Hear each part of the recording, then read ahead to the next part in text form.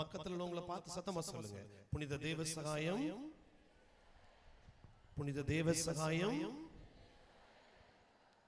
மகளுக்கு சொல்லுங்க, புனித தேவ சகாயம்.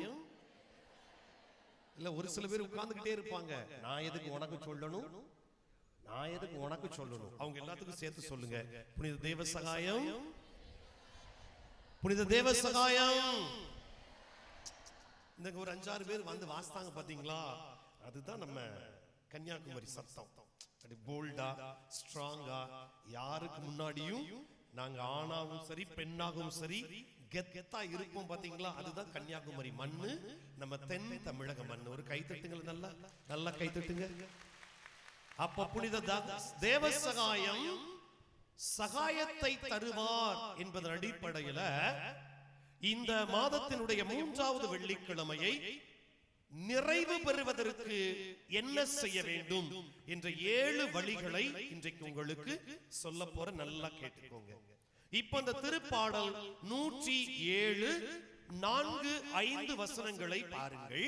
திருப்பாடல்கள் 107 4-5 வசனத்துல இப்படி தொடங்கும். இஸ்ரவேல் மக்கள் அலைந்து திரிந்தனர், போட்டிருக்குதா, அலைந்து திரிந்தனர். இப்ப 5வது வசனத்துக்கு வந்தீங்கன்னா, அவர்கள் அலைந்து திரிந்ததால் பசியுற்றனர், தாகமுற்றனர், கடைசியில் என்ன ஆகுது, மன சோர்வுற்று என்ன போயின, கலைத்து போயினர். அன்பு மக்களே, ஒரு மனிதன் வாழ்க்கையில அலைந்து திரிந்த பின்பு பசியுறுகிறான், தாகமுறுகிறான், சோர்வடைகிறான், வாழ்க்கையை வெறுத்து போகிறான். இவர்கள் முடிவில் எதை அடைவார்கள் என்பதைத்தான் இன்றைய நற்செய்தியில, மத்தேயு நற்செய்தி 22 முதல் வாசகம் எசேக்கியேல் புத்தகம் 37:11 ஆண்டவர் சொல்லுவார். எசேக்கியேல் 37:11 சொல்லுவார், நம்பிக்கையற்று போனார்கள். எப்படி போனாங்க? எனவே இந்த நாளில, இந்த மாதத்தின் 3வது நிறைவளிக்கும் வெள்ளிக்கிழமை வந்துள்ள அத்துணை பேரும் நிச்சயமாக உங்க வாழ்க்கையில அலைந்து திரிந்து போயிருப்பீர்கள்.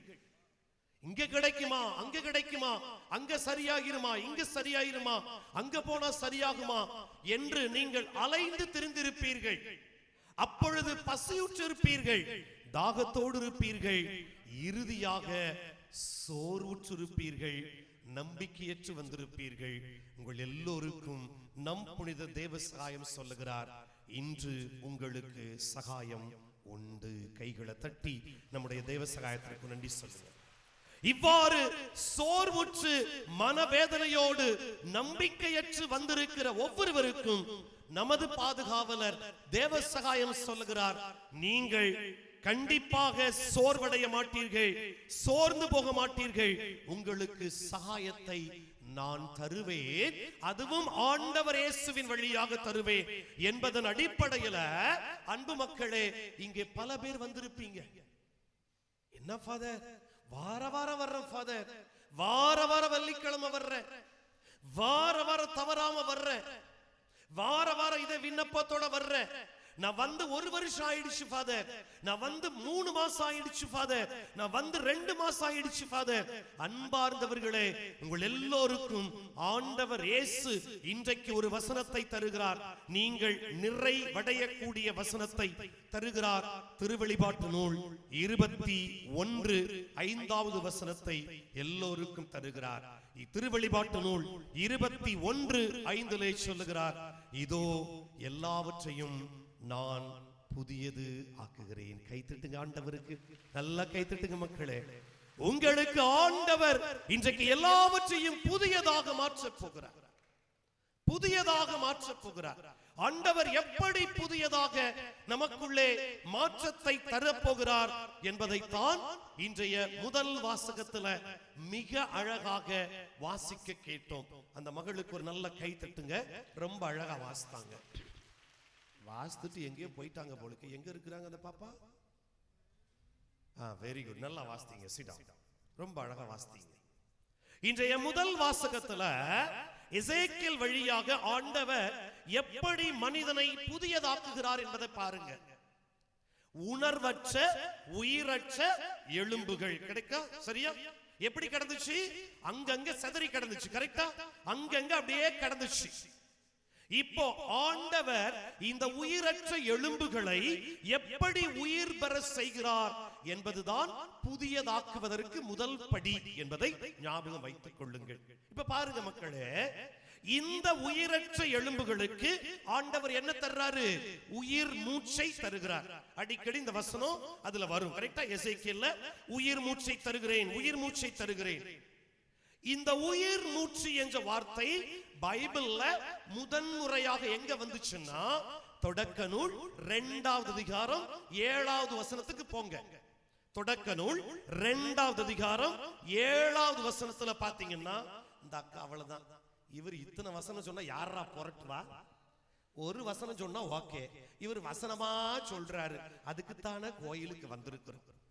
தொடக்க நூல் 2வது அதிகாரம் 7வது வசனத்துல இந்த வார்த்தை இருக்கும். உயிர் மூச்சு இருக்குதா? இருக்குதா? Very good. பைபிள்ல உயிர் மூச்சு என்ற அந்த வார்த்தை முதலாக இங்கதான் வரும். இப்போ தொடக்க நூலில் வருகின்ற உயிர் மூச்சுக்கும் எசேக்கியேலில் வருகின்ற உயிர் மூச்சுக்கும் 2 வித்தியாசம் இருக்குது. நல்லா கவனிங்க. புனித தேவசகாயம் சொல்லுங்க. புனித தேவசகாயம் இந்த பக்கத்துல ரொம்ப சோகமா இருக்கிறாங்க, இவங்க பக்கத்திலே கொஞ்ச நேரம் மறையுறை வச்சுட்டு வர்றேன். புனித தேவசகாயம் ஏன் பார்த்து சொல்லுங்க. புனித தேவசகாயம் சிரிச்சுக்கிட்டு சொல்லுங்க. புனித தேவசகாயம். நீங்க 2 பேரும் கணவன் மனைவியா? ஆமாவா சார்? அதான பார்த்தேன். இவங்களும் ஓரக்கண்ணால் பார்க்கிறார், அவரும் ஓரக்கண்ணால் பார்க்கிறார். அண்ணனும் நோக்கினால் அவளும் நோக்கினார்ங்கிற மாதிரி கைய பிடிச்சு சொல்லுங்கன்னு சொன்னா, கைய பிடிங்க. உங்களுக்கு 2வது வாய்ப்பு. கல்யாணத்துல கை பிடிச்சிங்களா? கை பிடிச்சிங்களா? ஆமா, இப்ப மறுபடியும் வாய்ப்பு. இப்ப சொல்லுங்க. புனித தேவசகாயம், புனித தேவசகாயம். இப்ப நல்லா பாருங்க, 2மே படைப்பு. தொடக்க நூலுல கடவுள் உயிர் மூச்சு தருகிறார், இங்கேயும் உயிர் மூச்சு தருகிறார். 2க்கும் உள்ள வித்தியாசம், 2 வித்தியாசத்தை பாருங்க. நம்பர் 1, தொடக்க நூலில் வருகின்ற உயிர் மூச்சு ஒன்றும் இல்லாமையிலிருந்து வருகிறது. கரெக்டா? ஒன்றும் இல்லாமையிலிருந்து வருகிறது. இங்கே எசேக்கியேல் புத்தகத்தில் வருகின்ற உயிர் மூச்சு ஏற்கனவே எலும்புகள் ஆங்காங்கே கிடக்குது. கரெக்டா? புரியுதா? புரியலையா மக்களே? புரியுதா? புரியலையா? நீங்க முறைச்சி பார்க்கறத பார்த்தா எனக்கு பயமா இருக்குது. முதல் அதிகாரத்தில் வருகின்றது, பழைய ஏற்பாட்டில் வருகின்ற உயிர் மூச்சுல ஒண்ணுமே கிடையாது, கடவுளாவே உருவாக்குறார். கரெக்டா? ஆனால் இங்கே வருகின்ற உயிர் மூச்சுக்கு ஏற்கனவே என்ன இருந்துச்சு? எலும்புகள் கிடக்குது. இப்ப 2வது வித்தியாசத்தை பாருங்க. பழைய ஏற்பாட்டில் வருகின்ற அந்த உயிர் மூச்சை கடவுளே ஊதுகிறார். இருக்குதா? 2:7 பாருங்க. அவர் உயிர் மூச்சை ஊத மனிதன் என்ன பெறுகிறான்? உயிர் பெறுகிறான். கரெக்டாங்க? சூப்பர். அவர் உயிர் மூச்சை ஊத கடவுளே உயிர் மூச்சை கொடுக்கிறார். ஆனா இங்க பாத்தீங்கன்னா கடவுள் உயிர் மூச்சு ஊத மாட்டாரு, எசேக்கியேல் ஊதுவாரு. அதீங்களா? 2க்குள்ள வித்தியாசம். அப்போ இந்த புதிய படைத்தல், புதியதாக மாறுதல் என்பது பழைய ஏற்பாட்டில நிச்சயமாக கடவுளாலும் மனிதர்களாலும் நிகழ்ந்தது. இந்த புதிய படைப்பின் போது என்ன நடக்கிறது என்றால், அங்க ஒரு வசனம் இருக்கும். 4 காற்றுகளிலிருந்து இருக்குதா? எசேக்கியேல் புத்தகத்துல எத்தனை காற்றுகள்?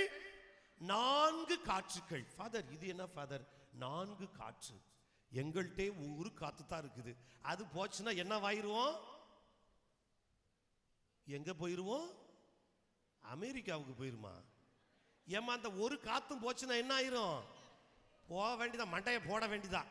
எங்க போயிருவோம்? கல்லறைக்கு போயிருவோம். எங்க போயிருவோம்? எங்க போயிருவோம்? கல்லறைக்கு. அப்பாடா. ஆனா எத்தனை காத்துன்னு சொல்றாரு? 4 காத்து. நல்லா பார்க்கணும். இதெல்லாம் உங்க வீட்டுல போய் சொல்லணும், என்னடா அப்படின்னு சொல்லணும். இந்த 4 காற்று என்ன? இதுதான் இன்றைய மறையுரையின் முக்கியத்துவம். இப்ப நல்லா பாருங்க. எசேக்கியேல் புத்தகத்துல அடிக்கடி 4 4 4 4 வரும். இப்ப எசேக்கியேல் 1வது அதிகாரத்தை எடுத்துக்கோங்க. 1வது அதிகாரத்துல எடுத்தாச்சா? இதுல 6வது வசனமும் 10வது வசனமும் இருக்குதா? 6 10 2 வசனம். 6ல என்ன சொல்லுவார்? 4 முகம் 4 ரெக்கைகள் போட்டிருக்குதா? என்ன போட்டிருக்கா இல்லையா? அப்ப ஒரு தடவை சொல்லுங்க, புனித தேவசகாயமே. ஏன் சொல்லுங்க, புனித தேவசகாயமே. நீங்க வேற அடைச்சுக்கிட்டு உட்கார்ந்துட்டீங்க, எனக்கு அங்க போக முடியல. புனித தேவசகாயம், புனித தேவசகாயம். அப்ப ஒரு கை தட்டுங்க. ஆண்டவரே கொஞ்சம் வால்யூம் வைங்க. ஐயோ பிரதர் கொஞ்சம் வால்யூம் வைங்க. அவர் கண்ணை மூடிட்டார். அவர் ரொம்ப வசதியா ஃபேனை போட்டு நல்லா உட்கார்ந்துட்டார். கொஞ்சம் வால்யூம் வைங்க பிரதர். இப்ப பாருங்க, அதுல 4 முகம், அப்புறம் எத்தனை ரெக்கைகள்? 4 ரெக்கைகள் போட்டிருக்குதா இல்லையா? Very good. இப்ப பாருங்க, இந்த 4 முகங்கள் என்னென்ன 10வது வசனம் சொல்லுது பாருங்க. முதல் முகம் என்ன முகம்? மனித முகம். 10வது வசனத்துல இருக்குதா இல்லையா?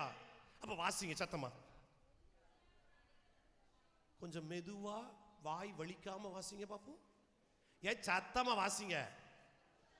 முன்புறம் மனித முகம், அடுத்தது வலப்புறம் சிங்க முகம், இடப்புறம் எருது முகம், பின்புறம் கழுகு முகம். முதல் முகம் என்னது? மனிதன். 2வது சிங்கம். 3வது எருது. 4வது ஒரு மீனுக்கு. நம்ம கடற்கரை பகுதியாருன்னா எழுதியிருப்பார். எப்படி எழுதியிருப்பாரு? முன்முகம் இறாலு, பின்முகம் கணவாய், வலதுபுறம் வேற என்ன எழுதியிருப்பாரு? சுறாவா? சுறாவெல்லாம் சாப்பிடுவீங்களா? எனக்கு இதெல்லாம் தெரியாதுப்பா. நான் அந்த கனவா இதை தான் சாப்பிட்டு இருக்கிறேன். சுறாலாம் சாப்பிடுவீங்களா? அப்படியா? எதைத்தான் நாங்க விட்டு வைப்போம்.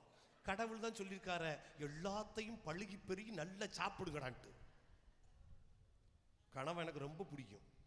இப்ப வாங்க, எத்தனை முகம்? சத்தமா சொல்லுங்க மக்களே. ஃபர்ஸ்ட் என்னது? 2 3 4. இப்ப இது எதுக்கு அடையாளம்? அதான் முக்கியம். இப்ப இந்த 4 காற்றுக்கும் இந்த 4 முகத்துக்கும் நெருங்கிய தொடர்பு இருக்குது. அதான் சொல்ல போறேன். இப்ப மனிதன் என்பது அறிவுக்கு அடையாளம். கரெக்டா? அறிவுக்கு அடையாளம். சிங்கம் என்பது அரசாட்சிக்கு அடையாளம், தலைவர் இல்லையா? தலைவர். எருது என்பது தியாகத்தின் அடையாளம். என்ன பண்ணாலும் எருது என்ன செய்யும்? சுமந்துகிட்டே போகும். யாராவது எருமை மாட்டு மேல டிராவல் பண்ணிருக்கீங்களா? நான் போயிருக்கேங்க. எங்க வீட்டுல நான் சின்ன பிள்ளையா இருக்கும்போது டவுசர் போட்ட காலத்துல எங்க வீட்டுல 50 எருமை மாடு இருந்துச்சு. அதான் உங்க கலரும் அப்படி இருக்குன்னு பாக்குறீங்களா? அட பாவிகளா, உங்களெல்லாம் வச்சுக்கிட்டு. ஆமா, இங்க கை தட்டது பாருங்க, ஒரே மகிழ்ச்சி. என்னமோ இவங்க ஐஸ்வர்யா ராய் மாதிரி இருக்கிற மாதிரி தான் ஒரே கை தட்டு. ஆமாங்க, சின்ன வயசுல அதிகமா எங்க தோட்டத்துக்கு போகும்போது வரும்போதெல்லாம் நல்லா அழகா போகும். எருமை மாடு டிராவல் பண்ணும்போது நல்லா அசைஞ்சு அசைஞ்சு போகும், அப்படியே போகும். அது தியாகத்திற்கு அடையாளம். கடைசியா என்னது? கழுகு என்பது உயர்வுக்கு அடையாளம், மேன்மை தன்மை. யூசுவலா பாருங்க, கழுகு மேலிருந்து தான் கீழே வரும், கீழிருந்தது மேல போகாது. அப்போ தெய்வத்தன்மை. அப்போ மனிதன் என்பது அறிவுக்கு அடையாளம், சிங்கம் என்பது தலைவருக்கு அடையாளம், எருது என்பது தியாகத்திற்கு அடையாளம், கழுகு என்பது தெய்வத்தன்மைக்கு அடையாளம். புரிஞ்சுக்கிறீங்களா மக்களே? Very good.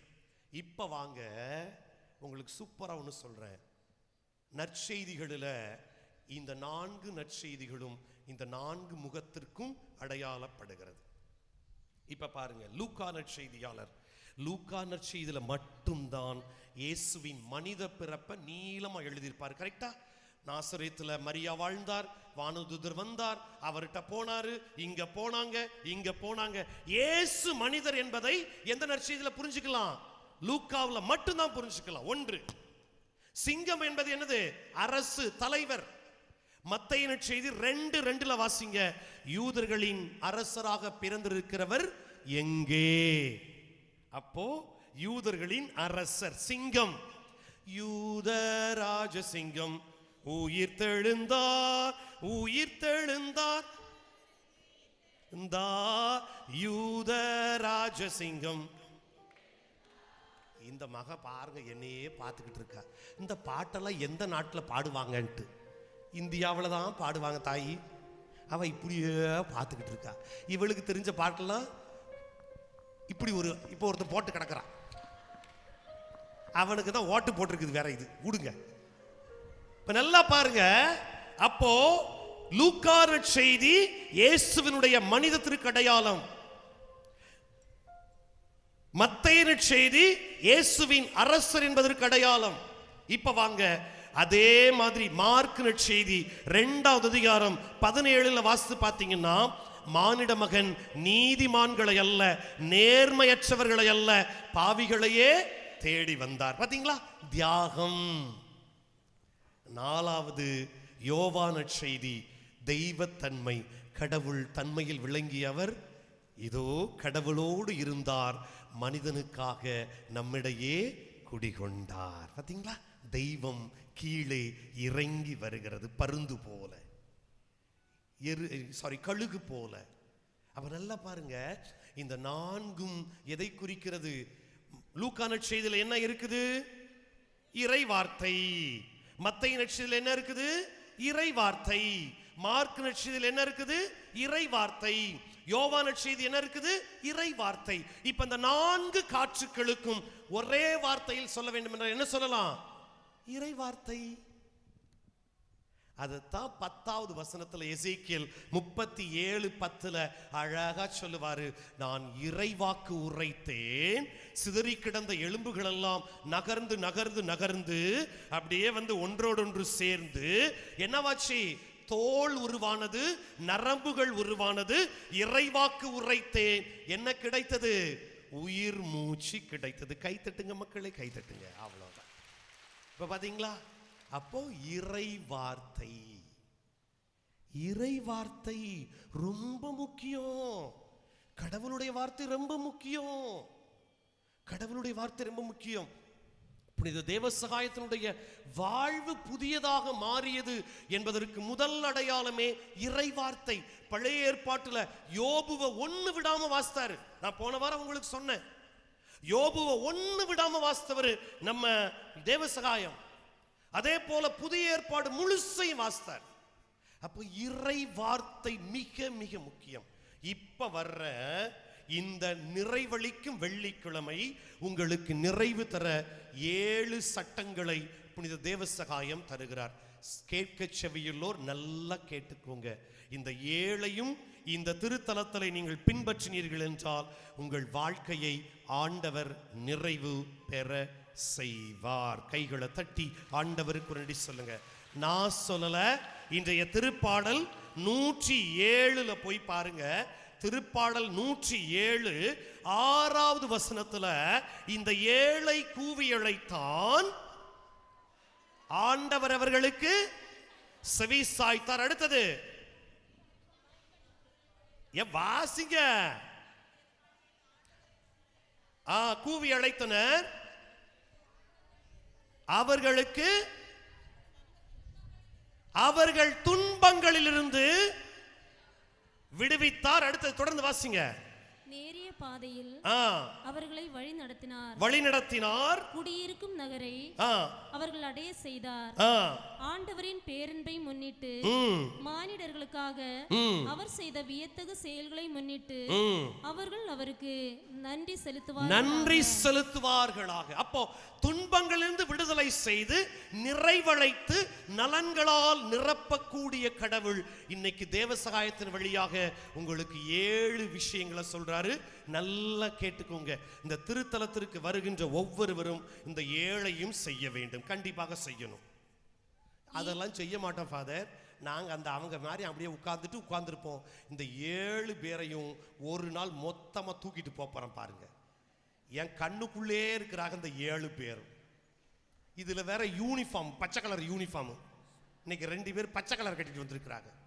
இப்ப பாருங்க, இந்த 7 திருத்தலத்திற்கு வரும் பொழுது நீங்கள் நிறைவடைவதற்கு செய்ய வேண்டிய 7 காரியங்கள் ஒன்று ஒன்றா சொல்லிடுறேன். 1, சந்திப்பு. தேவசகாயம் டிலானாய் என்பவரை சந்திக்கவில்லை என்றால் அவர் கிறிஸ்தவராக மாறியிருக்கவே முடியாது. நீங்களும் இங்கே வருகின்ற பொழுது தேவசகாயத்தை சந்தித்தால் உங்கள் வாழ்வு நிறைவு அடையும். கைகளை தட்டுங்க மக்களே, தயவு செய்து தேவசகாயத்தை சந்தியுங்கள். 2வது வாசிப்பு. சந்திப்பு, வாசிப்பு. வாசிப்புனா என்னது? நான் சொன்னது போல தேவசகாயம் விவிலியத்தை தான் முதலில் தொட்டார். திருமுழுக்கு பெறல, நற்கருணை வாங்கல, விவிலியத்தை தொட்டார். யோபுவை வாசித்தார், புதிய ஏற்பாட்டை வாசித்தார். ஒருவன் உலகம் முழுவதும் தனதாக்கி கொண்டாலும் ஆன்மாவை இழந்தால் அவனுக்கு ஒன்றுமில்லை என்று சொன்னவுடன் மாறினார், தன் பெயரை மாற்றிக்கொண்டார்.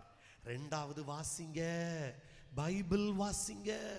நான் PhD படிச்சிருக்கிறேன், ஆனா எனக்கு ஒரு வார்த்தை தெரியாது. ஆனா நான் பரிசுத்த கத்தோலிக்க திருச்சபைங்க மண்ணு. PhD படிச்சு மண்ணு. பைபிள் வாசிக்கணும், வாசிப்பு. 3வது திருமுழுக்கு தண்ணீர். பாத்தீங்களா, 1745 மே மாதம் 17ஆம் தேதி அந்த தண்ணீர் ஊற்றப்பட்டவுடன் நீலகண்ட பிள்ளை தேவசகாயமாக மாறினார். இங்கேயும் நீங்கள் வந்தபோது ஒவ்வொரு முறையும் அந்த தண்ணீரை உங்கள் மேல் ஊற்றிக்கொள்ளுங்கள். அதற்காகத்தான் நமது ஆலயத்திற்கு முன்பாக வைக்கப்பட்டிருக்கிறது, மறந்துடாதீங்க. 3வது வரும்போது 1 சந்தியுங்கள், வாசியுங்கள், திருமுழுக்கு தண்ணீராகிய புனித தண்ணீரை பெறுங்கள். 4வது பாருங்க, திருமுழுக்கு தண்ணீருக்கு அப்புறம் குடும்பம். பாத்தீங்களா, தான் மட்டுமல்ல பார்க்கவிய ஞானப்பூவா மாத்தி விட்டார். எப்படி மாத்தினாரு? பூவா மாத்திட்டார். எப்படி மாத்தினாரு? அவ ஊட்டம்மா எப்படி மாறிச்சு? பூவா மாறிடுச்சு. குடும்பம். இந்த திருத்தலத்திற்கு வரும் பொழுது குடும்பத்தை கையோடு கூட்டி வாருங்கள். நான் கைவீசம்மா, கைவீசு, கடைக்கு போனா கைவீசு இல்ல, குடும்பத்தோடு வாருங்கள், ஜெபிப்பதற்கு வாருங்கள். அப்ப 4வது குடும்பம்.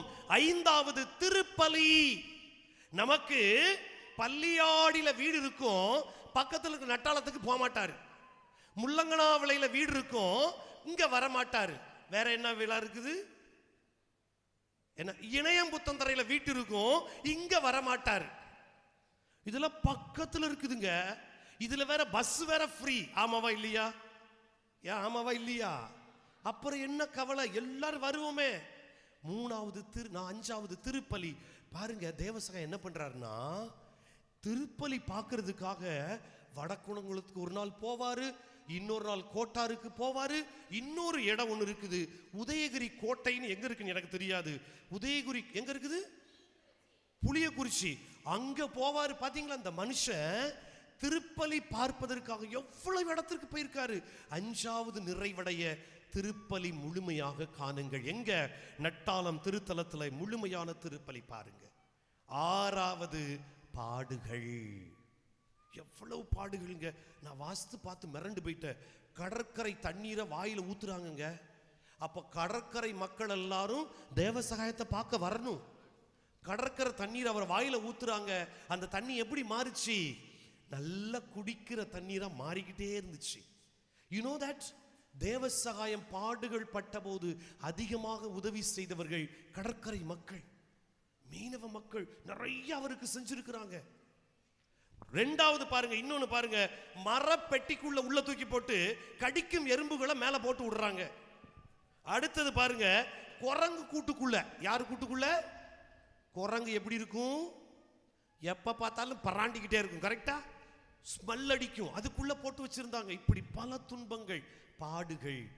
7வது மகிமை. புனிதர் எப்ப பட்டம் பெற்றாரு? புனிதர் எப்ப பட்டம் பெற்றாரு?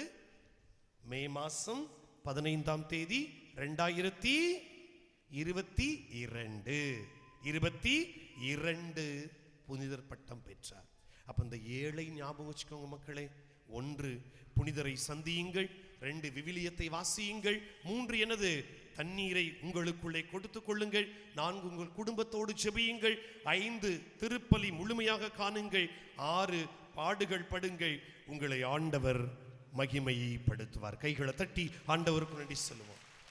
இப்போ உங்களுக்கு தேவ சகாயத்திற்காக புனிதர் பட்டத்திற்காக உழைத்த ஒருவர் ஆயரான கதை உங்களுக்கு தெரியுமா? யார் அவரு? தெரியாதா?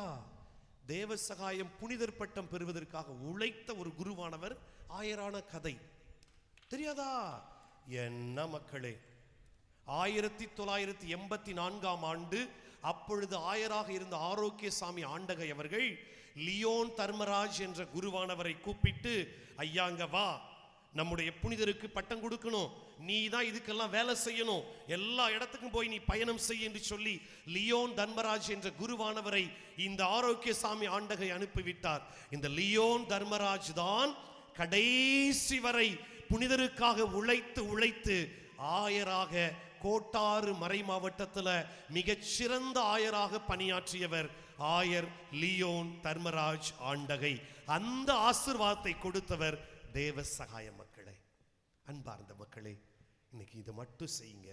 கடைசியா சந்திங்க, வாசிங்க, ஜெபிங்க, பாடுகளுக்காக கவலைப்படாதீங்க. உங்களுக்காக ஆண்டவர் ஒரு புதிய காரியத்தை நட்டாலம் புனித தேவ சகாயத்தினுடைய பரிந்துரையால் வைக்கின்றார். அதற்காக தொடர்ந்து ஜெபிப்போம். இறைவன் வாழ்த்த பெறுவாராக. தந்தை, மகன், தூய ஆவியாரின் பெயராலே ஆமென். அப்படியே கண்களை மூடிக்கோங்க, கண்களை மூடிக்கோங்க. லூக்கா நற்செய்தி 4வது அதிகாரத்தில் இவ்வாறு ஒரு வசனத்தை வாசிக்கிறோம். அங்கிருந்த சூசன்னா மற்றும் அரண்மனை பணியாளர் பெண்கள் அத்துணை பேரும் தங்கள் உடைமை